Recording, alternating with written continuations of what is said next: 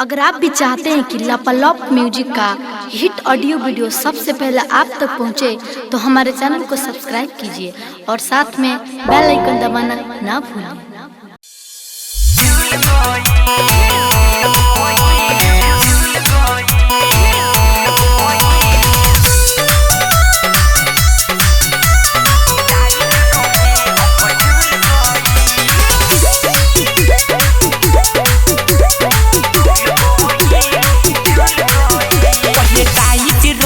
बढ़िया भइल तनी हमके बता दे कौन लीला भइल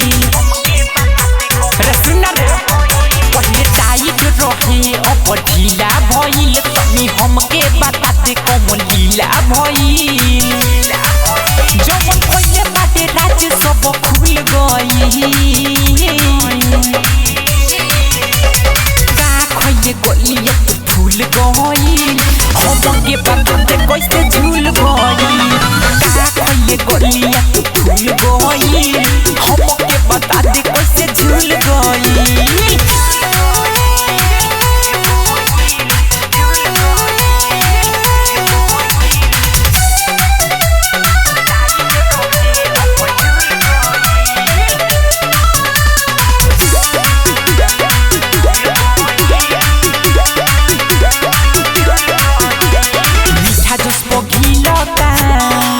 नहीं खिलता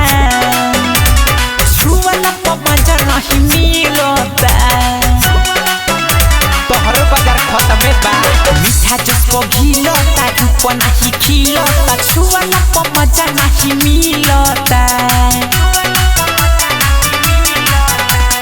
काचे कली कच्चा नार रहे जब हमारा से पहिला तोर प्यार रहे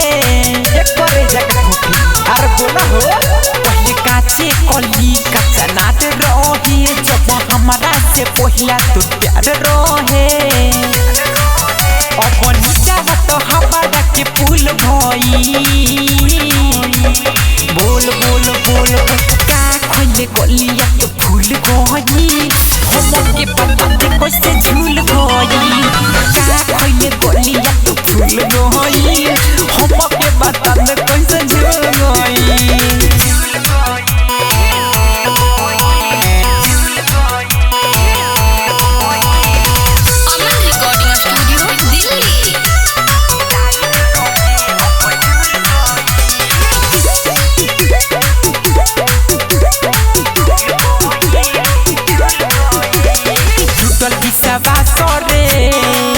पारा का सरे आटे चंदन के रहले खास रे अब तो तार चाले में टूटल बिसावा सरे कहे पारा का सरे आटे चंदन के रहले खास रे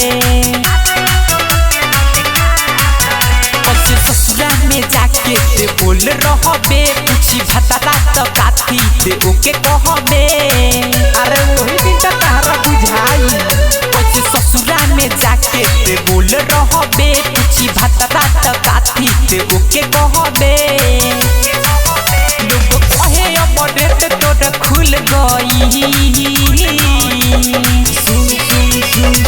का खइले गलिया के फूल गई हमके बता दे कैसे झूल गई